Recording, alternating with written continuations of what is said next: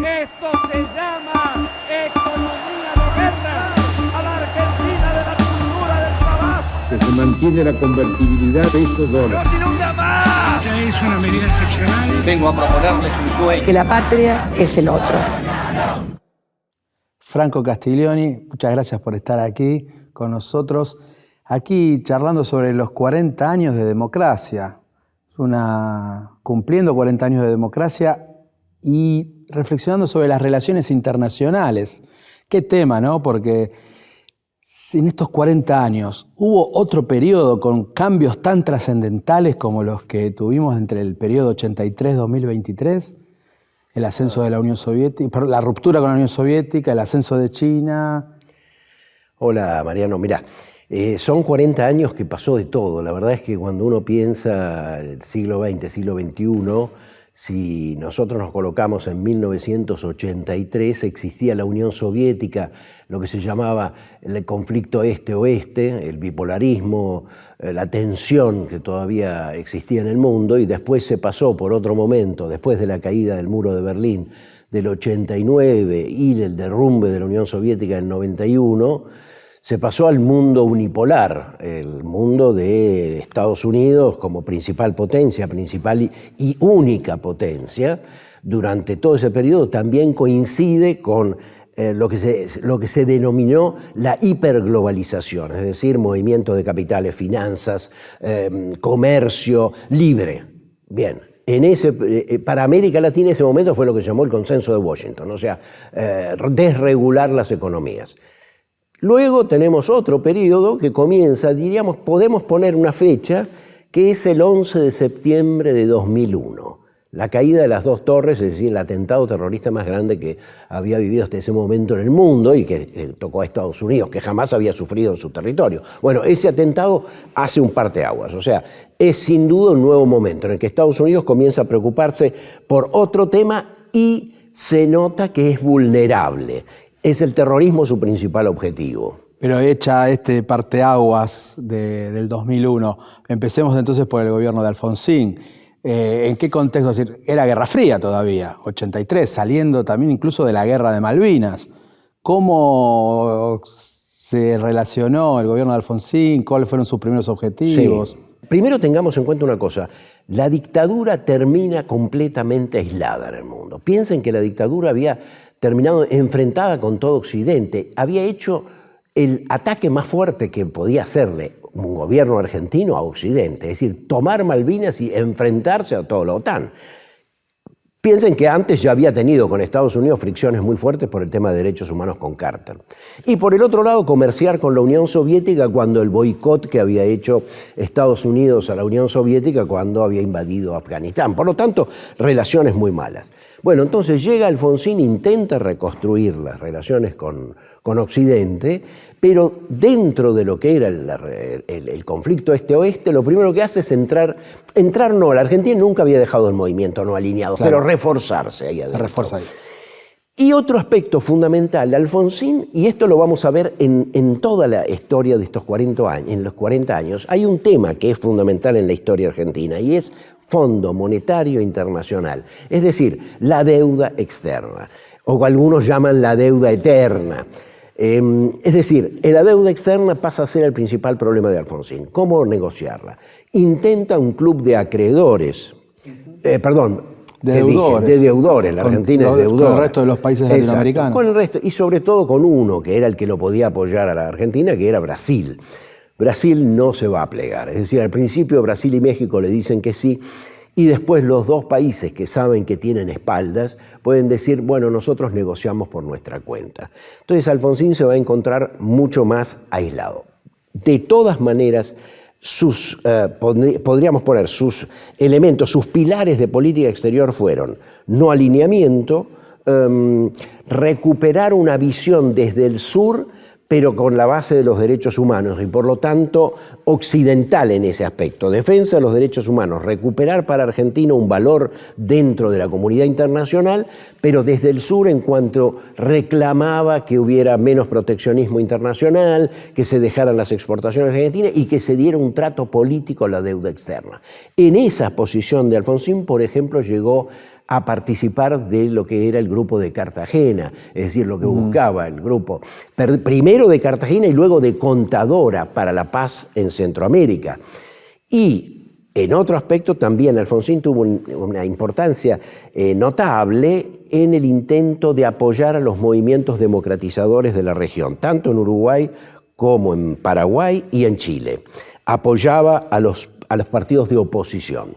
Es decir, si tuviéramos que definirlo, sin duda fue, por un lado, el Fondo Monetario Internacional y todo lo que era la deuda externa, el problema de la deuda, condicionó su política exterior. Y luego condicionó su política económica nacional.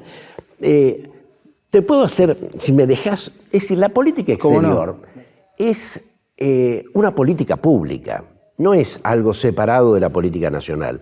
Y por lo tanto, en la política exterior confluye el Estado, confluye el liderazgo, los partidos políticos y la estructura económica. Si tenemos una estructura industrial, bueno, va a ser un país que puede, como Brasil, defenderse mucho más y decir, no, me las arreglo solo. O Argentina no puede decir, me las arreglo solo, trata de defenderse junto a otros. Puede depender de la ideología dominante. La ideología en ese momento del radicalismo de entonces era latinoamericanista. Por lo tanto, buscaba una alianza de la región. Bueno, esos son los elementos que confluyeron al hacer la política exterior del alfonsinismo. Y si después pasamos al gobierno de Menem, a partir del 89, lo primero que se nos viene a la mente del ciudadano de a pie es esto de las relaciones carnales, que también se denomina más como realismo. Sí, fue ir todo lo contrario de lo que había hecho el alfonsinismo. Es decir, llega el menemismo. Lo que se basa fundamentalmente es encontrar un país en hiperinflación. Entonces, sobre la base de la hiperinflación dice, bien, la culpa de la hiperinflación es el gasto público, la expansión del Estado. Si yo termino con la expansión del Estado y el gasto público, seguramente voy a resolver las cuestiones. Sobre esa base dice, si yo tengo buenas relaciones con Occidente, voy a recibir recursos, voy a recibir inversiones, y que por lo tanto el realismo periférico que había creado un intelectual muy inteligente, seguramente que estaba y era uno de los que le daba algún marco teórico a la política de las relaciones carnales que había llamado Guido di Tella, ese intelectual llamado Carlos Escudé. Bueno, esta idea del realismo periférico decía, si uno es pragmático y se apoya en la potencia dominante y no le lleva la contra a la potencia dominante, va a recibir a cambio seguramente ayuda. Claro, haciendo los deberes, supuestamente íbamos a recibir ayuda. Pero también ocurre que el muro de Berlín termina ya de caer, la Guerra Fría llega a su fin, se habla del fin de las ideologías, y entonces ahí es donde también Carlos Menem, yo no entiendo cuál es el problema, hay que aliarse a la potencia más importante de Occidente, pero que también sería la única en ese momento, como vos planteabas al principio. Bueno, es racional lo que hace. En el fondo Menem dice, queda una sola potencia, él sale del movimiento no alineados, él busca una cantidad de señales para darle a Washington, demostrarle yo soy bueno, yo estoy con vos. Pero para eso, por ejemplo, resigna a la construcción de un misil que hacía la Argentina, el Proyecto Cóndor, claro. Proyecto Cóndor, que podía haber sido para usos civiles y extraordinario, digamos, para, por ejemplo, la tecnología argentina. Piensen que en ese momento Brasil no resigna a sus aviones Embraer.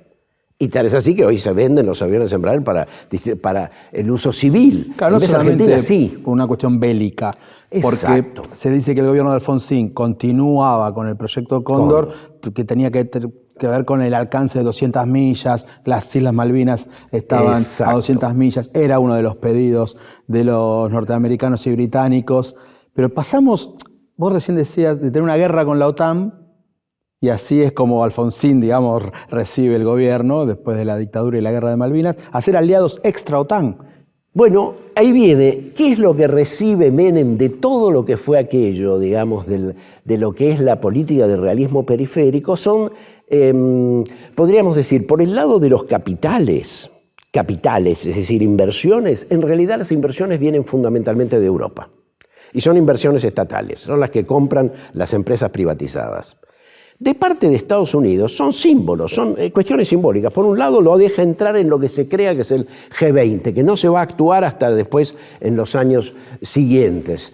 Pero el otro es, Estados Unidos le da la prerrogativa de ser aliado extra OTAN. Simbólicamente sería importante. Ahora, más allá de eso, la idea que era yo me hago filo norteamericano y a eso voy a conseguir recursos, no los obtuvo. Entonces, el pragmatismo no necesariamente obtiene a cambio. Obtiene a cambio, tal vez, si es un país que está en crecimiento, si tiene realmente una infraestructura industrial que hace interesantes las inversiones. Ellos saben en qué se basaban, ¿sabes? La idea era que Brasil, en la época de Getúlio Vargas, en 1942, decidió entrar en la guerra, en la Segunda Guerra Mundial, apoyando a las potencias las potencias aliadas, y apoyando a los aliados tuvo inversiones norteamericanas. Entonces, la idea está basada, si hubiese hecho lo mismo Argentina en aquel momento, hubiese recibido inversiones. Bueno, pero en los años 90 de la hiperglobalización, no necesariamente iban a venir a la Argentina. Ya no era solo América uno de los continentes para inversiones. Existía el mundo para inversiones, porque estaba la hiperglobalización. Pero también Menem convive con otros presidentes latinoamericanos como Collor de Mello, como Fujimori, que también eran perfiles de liderazgos semejantes a la farandularización de la política y demás. Eso, ¿cómo se veía la integración latinoamericana a partir de los 90? Buena pregunta. No es el momento de la integración latinoamericana en ese aspecto. ¿Por qué? Porque son personajes que puedes decir son fundamentalmente basados en buscar políticas para sus propios países, en el caso de Collor de Mello, en el caso de Fujimori, en el caso de Menem. Sin embargo, lo que había trazado Alfonsín en lo que había sido el acuerdo de Iguazú con Brasil, finalmente hacen un acuerdo en el Tratado de Asunción que es el Mercosur, que es Argentina, Brasil, Paraguay, Uruguay. Pero ese tratado pensaba el Mercosur fundamentalmente como un mercado, lo cual es importante en el sentido que era la Argentina ampliar su mercado al mercado brasileño, importantísimo. Pero se lo pensaba fundamentalmente como una apertura de tipo económica, no pensándolo como un eje, como Europa se pensó, también como un bloque político que también tuviera para discutir. Tal es así que en ese momento se hace el Mercosur económico y ya se piensa también en algo más vasto, y que se piensa precisamente en los años 90, en la época de Menem, junto con Fujimori, ya no Collor de Mello, sino el que va a estar junto con Menem, que es Fernando Henrique Cardoso en Brasil. Pero hago un paréntesis, Fernando Henrique Cardoso, cuando privatiza, no privatiza Petrobras, entonces tenemos diferencias. Bien, en el caso de lo que se hace en plena globalización es el ALCA, es decir, la Asociación Americana para el Libre Comercio. Entonces, en ese momento se piensa que hay que liberalizar el comercio de toda América. Y ahí es donde vamos a pasar la página en ese parteaguas que nos proponías, que es el 2001, aquel 11 de septiembre, el atentado de las Torres, pero que aquí vos dijiste ALCA, entonces yo enseguida me recuerdo la cumbre de Mar del Plata, la llegada de Bush, pero de este lado estaban Fidel Castro, Tabaré de Uruguay, estaba también Néstor Kirchner, se encontraba también Lula, Chávez y Evo Morales, que todavía no era presidente, pero estaba en el estadio de Mar del Plata con el público y otros personajes muy populares, avisando de que ningún ALCA. Es cierto, la llegada después del 2001, la crisis tremenda del 2001, hace que la llegada después al gobierno de Néstor Kirchner lo que reconstituye es la autoridad presidencial. Entonces, sobre la base de la reconstrucción de la autoridad presidencial, el kirchnerismo también, como en su momento Alfonsín, tiene un objetivo fundamental. Tengo que resolver el default, tengo que resolver la cuestión de la deuda externa. Y los primeros 2 años de de Néstor Kirchner están dirigidos a resolver la cuestión de la deuda externa. Y por un lado propone la quita a los intereses y al capital de la deuda. Hay una negociación y lo importante, logra, y claro. es extraordinario, único caso hasta ese momento único en el mundo. Había logrado el 66% de quita con 75% y había logrado que entraran el 75% de los tenedores de los bonos. Por el otro lado, había pagado al Fondo Monetario Internacional todo lo que era la deuda de 9.000 millones de dólares. En la misma semana que lo hace Lula, aparte, una correlación. Es decir, hay una idea de Sudamérica juntos. ¿Por qué de Sudamérica? Digo, porque en ese momento México mira a Estados Unidos. En el 94, México había entrado en el NAFTA. Entonces, tenía fundamentalmente su mirada en el mercado norteamericano. Entonces, con la idea sudamericana que ya tenía Lula, la Argentina venía de una situación tremenda, lo que había sido la crisis del 2001. Entonces, Néstor Kirchner era muy pragmático, piensa fundamentalmente los primeros 2 años en yo tengo que arreglar para el pueblo argentino las mejores condiciones, y las mejores condiciones son un buen acuerdo con los acreedores y terminar la dependencia con el Fondo Monetario. A partir de ese pago al Fondo Monetario comienza la política exterior kirchnerista. Y en ese sentido sí aparecen estos elementos que yo te decía antes. Bueno, ideología, liderazgo, claro. Y las relaciones con Lula, las relaciones con Chávez, se van armando en torno al no al ALCA. El no al ALCA, piensen que de todos los gobiernos que están, solo 5 van a decir no al ALCA, pero son fundamentales para que se bloquee. Es decir, los del Mercosur más Venezuela van a decirle no. Y eso es un no importantísimo, porque le dicen, miren, para nosotros no está dadas las condiciones para que abramos completamente nuestras economías. ¿Por qué? Porque nosotros tenemos una industria, y esa industria la tenemos que proteger todavía. Toman una iniciativa fuertísima, era un impulso, pero también tengamos en cuenta lo que dijimos antes. Estados Unidos, después del 11 de septiembre, está con sus ejércitos en Irak, está con una mirada en otro lado del mundo. Entonces, aprovecha también América Latina ese momento y se crea UNASUR.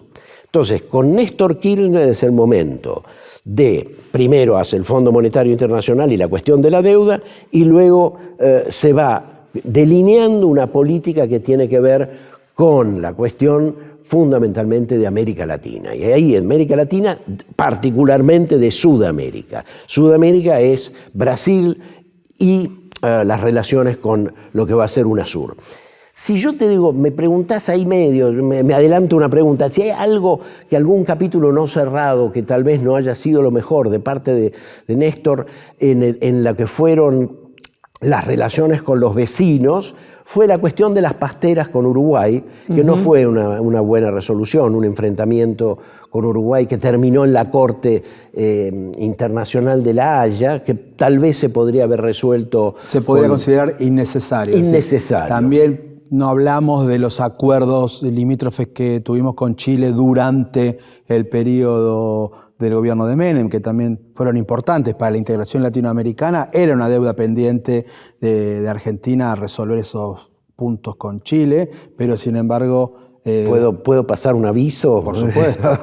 Acabo de terminar un libro sobre uno de esos acuerdos, que fue el que ganó Argentina, dentro de los 24 acuerdos que había, que fue el de Laguna del Desierto. Y hicimos un libro que es un reportaje a Susana Ruiz Cerruti, que fue la negociadora, y junto con Diego Loller hicimos este libro de Eudeva que cuenta precisamente cómo fue. Sí, tal vez si uno tuviera que decir qué fue lo más importante del menemismo, la función pacificadora, es decir, terminar con todo conflicto. Tal vez por esta idea, si yo tengo que liberalizarme y reducir el gasto público, el menemismo también redujo el gasto público del ejército. Claro. Y entonces, si yo voy a tener poco ejército, mejor esté en buenas relaciones con los vecinos. Entonces, redujo completamente los conflictos. Después Néstor tuvo este conflicto con Uruguay, que es limitado, pero sí. Podría verse... Es decir, algunos dicen esto... se podía haber terminado en un tribunal del Mercosur, no necesariamente mandarlo a La Haya. Exactamente. Entonces, yo noto que vos tendés puentes entre la política exterior del alfonsinismo y como que el kirchnerismo fue una continuidad, logró cosas que Alfonsín no logró, el contexto colaboraba más. Hay que recordar que Argentina es un país periférico, que el diario se escribe en otro lado y que nos determina muchas veces ese contexto, ¿no es cierto? Tal cual. Pero después con el macrismo podríamos decir que se tiende otro puente y se vuelve a algo parecido a lo que el menemismo proponía, esta mirada hacia el Atlántico Norte que planteaba el gobierno de Mauricio Macri. Déjame antes decirte dos palabras, porque durante Cristina también, Cristina le agregó un elemento al Néstor, que fue la apertura china. Néstor lo había anticipado con la visita de Hu Jintao a la Argentina, pero Cristina le da la asociación internacional, la asociación integral. Integral y estratégica. Es estratégica, es muy importante, porque entonces el nuevo actor está instalado en Argentina. Ese nuevo actor internacional, que es la novedad de todo el nuevo periodo que nace en el 2008, con la crisis de 2008, internacional de 2008, y es la presencia de China como un actor global, internacional, extraordinario, económico, global. Bueno, ese actor en Argentina va a estar instalado y va a ser importantísima la visión que va a tener Cristina respecto a... Pero en general las líneas estratégicas ya estaban señaladas, es decir, UNASUR, buenas relaciones con Brasil, con lo que eran ya ahora sí, Evo Morales, Pepe Mujica, es decir, ya toda la región está con sus presidentes que son nacional populares, de centro izquierda. Dijo Cristina, presidentes que se parecen mucho más a sus pueblos. Es que se parecen más a sus pueblos, hay unas relaciones que son mucho más cercanas, bien, en ese aspecto, pero la nacionalización de YPF le cuesta relaciones con otros países de Europa que sí en la época de Néstor Kirchner existían. Ahora van a ser más tirantes. Como digamos. España, por ejemplo. Como España. En el caso de España va a ser más tirante la relación. Entonces, allí va a haber algunos entredichos, pero entonces, si yo me tuviera que decir bien, con Cristina queda una muy buena relación latinoamericana, pero ahí quedan algunos problemas respecto a algunos otros países, como con Alemania, que Alemania comienza a ver también con ojos preocupados lo que está pasando en Argentina, sobre todo porque están pensando que Argentina puede venezolanizarse, que comienza a aparecer en la prensa internacional. Y entonces, en ese sentido, tiene una mirada, por lo menos... sospechosa de parte de la prensa internacional y de algunos gobiernos europeos, pero sí en vez tiene solidaridad de parte de los gobiernos latinoamericanos y la asociación estratégica con China y con Rusia. Es decir, logra las dos importantes. La pregunta que vos me hacés del macrismo es interesante porque es un regreso a la idea del realismo periférico de Menem. Solo que lo hace de una manera más diletante, más amateur, porque lo hacen casi como diría con los globitos amarillos. Llegan y dicen, bueno, ¿nosotros qué hacemos? Le pagamos a los buitres y ya está, viene la lluvia de inversiones. Es decir, el pragmatismo del realismo periférico, ellos pensaron que era arreglándolo con plata que venían enseguida, y no vinieron. Entonces se endeudaron, y cuando le dejaron de prestar, porque los otros que venían solo para hacer negocios a corto plazo, tuvieron que llegar finalmente a pedirle al Fondo Monetario. Entonces resulta que la Argentina termina en el Fondo Monetario. Y el macrismo mismo, que había abjurado al inicio y había dicho... con China hay que medirse, termina con Macri yendo a Pekín. Claro, ahí es donde quisiera entrar en la polémica para ir culminando la entrevista. Hay muchos aspectos pendulares. Se dice que Argentina, luego de la Guerra de Malvinas, es considerado un actor imprevisible para el concierto de las naciones internacionales. Tenemos después acercamientos con China y con Rusia, después tenemos alejamientos o ponemos en duda acuerdos que hemos firmado. ¿Cómo nos ven desde ese otro lado del océano o mismo desde el norte con política que no podríamos decir que hay una política de Estado, sino que cada gobierno a veces toma distintas posturas y eso nos perjudica? Mira, yo me tomé un trabajo que fue haber hecho una investigación de los distintos discursos de los presidentes argentinos ante las Naciones Unidas desde 1983 hasta el final del gobierno de Cristina. Y en general hay temas que están siempre. Y por lo tanto nos quita de la idea de que no hay una política de Estado. Hay política de Estado en algunos aspectos. Llamativamente no hemos dicho acá ninguna vez, y me había olvidado de decirlo, pero todos los gobiernos han hablado de derechos humanos, menos el de Macri, pero todos los demás han puesto el tema de derechos humanos. El de Macri lo puso solo en visión contraria a Venezuela, solo para ponerse en contra de Venezuela. En el otro caso, aún el menemismo lo ponía el tema de derechos humanos como una conquista que tenía Argentina. Era muy caro a Guido Di Tella ponerlo como que Argentina había dado al mundo los juicios a las juntas. ¿Y qué otro renglón encontraste? Hay otro que es, estamos en el sur del mundo y nos presentamos ante el norte y le pedimos que baje el proteccionismo. Y eso se presenta en casi todos los discursos que encontrás de los presidentes. Y siempre, por supuesto, está en todos los discursos. Y ahí el macrismo también hace agua del tema Malvinas. ¿Quién más fuerte, quién menos? Pero está el tema Malvinas. Entonces, hay algunos discursos que están...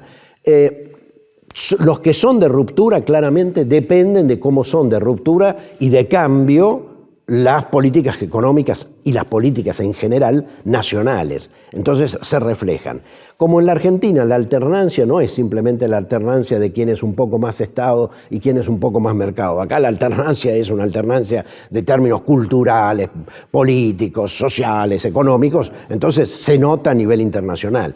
Y en ese sentido se notaron en estos 40 años que hay algunos temas que son continuidades, hay temas que son realmente de fractura, porque uno encuentra un gobierno que termina y comienza una nueva forma de interpretar. Yo creo que donde más se nota es cuando termina el alfonsinismo y comienza el menemismo, y cuando termina el menemismo y comienza el kirchnerismo, después todo largo el kirchnerismo, y en el momento que llega Macri, que llega y dice: vamos a insertarnos en el mundo, como si hubiésemos estado quién sabe dónde. Bien, eso es de fractura. Eso cómo nos ven, y nos ven mal en ese sentido, porque dicen, pero no hay líneas. Si vos preguntás cómo es Brasil, no, Brasil tiene líneas que son típicas de la Cancillería brasileña, que son mucho más de intereses brasileños de largo plazo.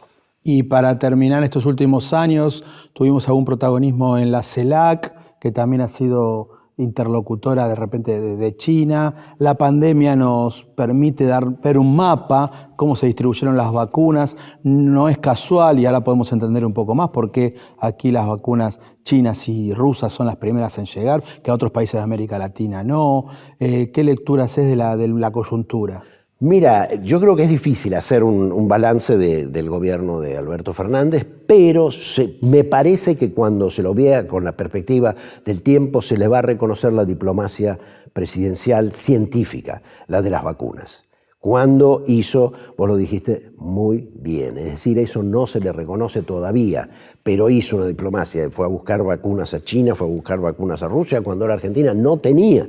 Entonces, en ese momento salvó una situación muy difícil, y luego comienza con Trump en el gobierno de Estados Unidos, comienza con Bolsonaro en el gobierno en Brasil, es decir, en una situación realmente de aislamiento. Piñera en Chile, es decir, no había amigos, lo tiran a Evo Morales. Recordemos, el golpe a Evo fue...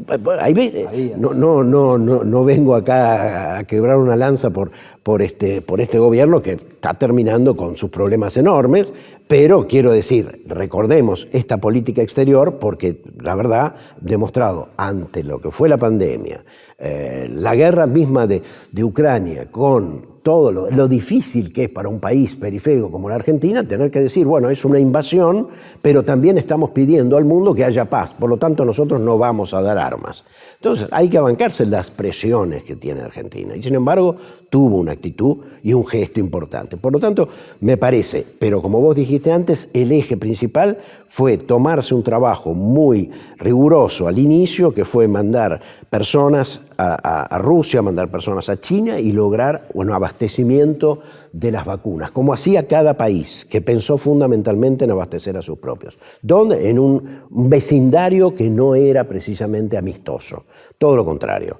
Y en Estados Unidos tampoco nos miraban con cariño. Luego un poco cambió con la llegada de Biden, en cierta manera, y luego, por supuesto, pero muy reciente la llegada de Lula. Es decir, son muy recientes. Pero esos son los aspectos que yo diría. Pero con el tiempo se lo va a ir estudiando mejor. En este mundo bipolar ya no existe más, no existe el mundo unipolar. ¿Está bien hablar que es un mundo multipolar?